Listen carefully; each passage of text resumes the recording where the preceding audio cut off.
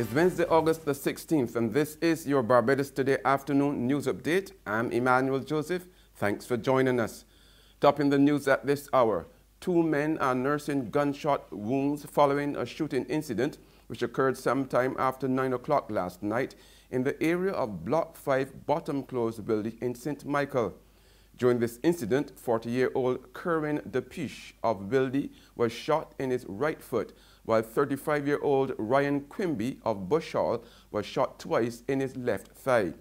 They were both transported to the QEH by private vehicle for medical attention. Police said Depiche and Quimby were liming with other men by a shop in the area when a van pulled up. A man exited the van, opened fire on the group of men, injuring Depiche and Quimby in the process. Meanwhile, former Commissioner of Police Darwin Dottin says when he was in office, he knew the crime hot spots and the main people behind the guns and drugs. In an in-depth interview with Barbados Today, Dottin revealed that all the trouble-prone communities had been mapped out, making it easier to act appropriately. It seems really pretty alarming to have 16 gangs in a small locale in the Black Rock area. Obviously, that did not develop overnight, and the intelligence should have picked that up, and it should have been fed to the policymakers such that there could have been a policy response to that. Dottin was also of the view that action could have been taken much earlier by the leadership of the police force to prevent the proliferation of 16 criminal gangs in the Black Rock St. Michael area. We know, and I'm speaking about my own experience as commissioner and how we handle things. I'm saying that we know the locations, we know the communities that are involved. Over time, we map these communities. Essentially, they are inner city communities and so on, but more and more, there are some rural communities that are being that are involved in these activities, and these tend to have some association with the distribution of drugs. And we did that for a reason, because we think that that is the root of the problem, these locations and communities that have these particular difficulties.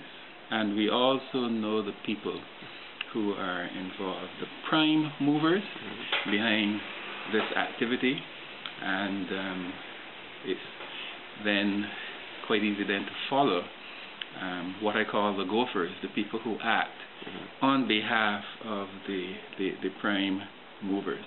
Only yesterday, while addressing a security workshop, Attorney General Adriel Brathwaite called for a softer approach to dealing with young people involved in crime at a time when some Barbadians are suggesting tougher penalties, particularly in light of the current wave of gun violence.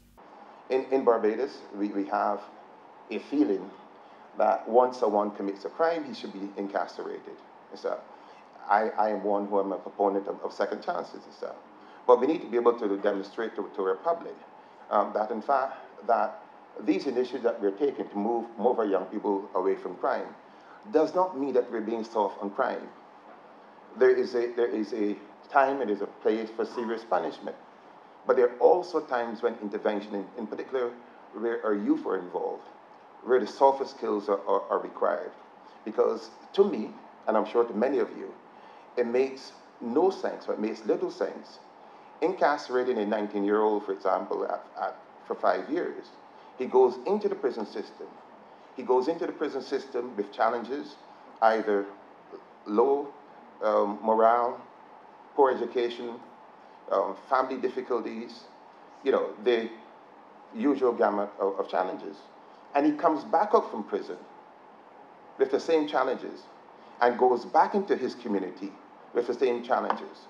And then we question why he ends back up in the prison system. There's regional and international news after this short break. Morning, Miss Oya. Morning. You again. So you're washing cars now? Well, I can't keep up with you at all. Yes, girl, you know they're going to provision to selling slow. And I don't sell nation newspapers at all because them don't sell. So I washing cars now. I like to get up before 8:30 because I can't take the hot sun. You want the car wash? No, not today. It clean. But you're going in very early though? Yeah, I just going early so I can read the Barbados today online before work starts. Right. But you can still let me clean the vendor for the $2. At least it's still cheaper than the nation newspaper. All right. I got a special boo here that I got it shining. Thank you. Enjoy your day here. You too. All right. What that paper is? She can see clearly when the dirt is gone. The Barbados Today, news you can trust. Welcome back with news from the region now. The sugar industry in Guyana, which once boasted of 2 annual crops and a production of some 370,000 tons of sugar, is on the verge of collapse. And worse yet, Minister of Finance Winston Jordan says there's nothing the government can do about it. Royden James reports. A few days after Minister of Finance Winston Jordan laid the half-year report in the National Assembly, the Guyana Agricultural and General Workers Union, GAU, reiterated their position that the government can save sugar. The union gave what it thinks are recommendations that could be used in this regard. The government has already made their position clear on the sugar industry, and as explained by Minister Jordan on Monday, as a result of the half-year performance of the sector, the government is being more cautious about sugar and has even had to revise the growth rate to 3.1%. There's nothing that we could do about sugar, all right? And for the time being, there's nothing that we can do about sugar.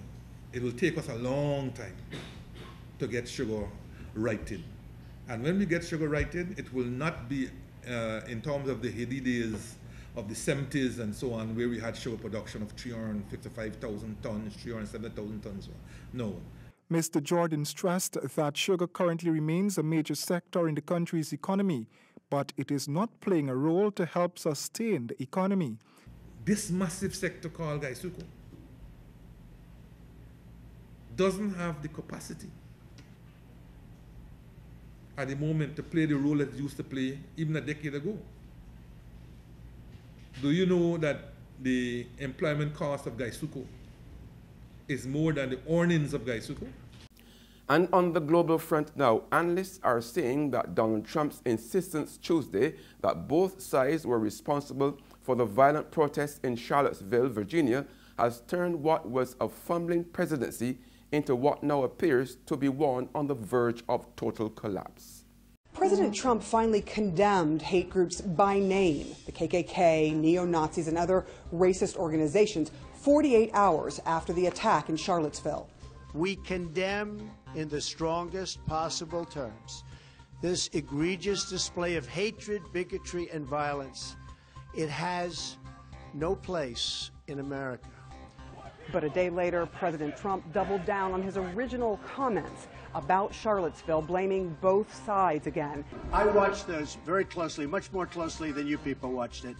And you have, you had a group on one side that was bad, and you had a group on the other side that was also very violent. That is important because his initial statements actually emboldened hate groups.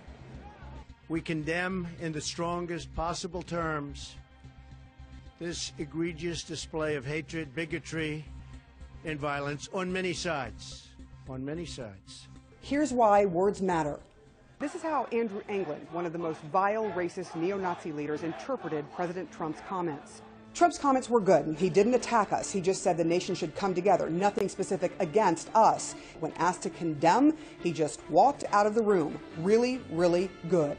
God bless him. Meanwhile, a memorial ceremony was being held today for the woman who was killed by a vehicle which rammed a crowd of protesters against racism in Charlottesville. And that's news, but for the very latest, visit our website at www.barbadostoday.bb.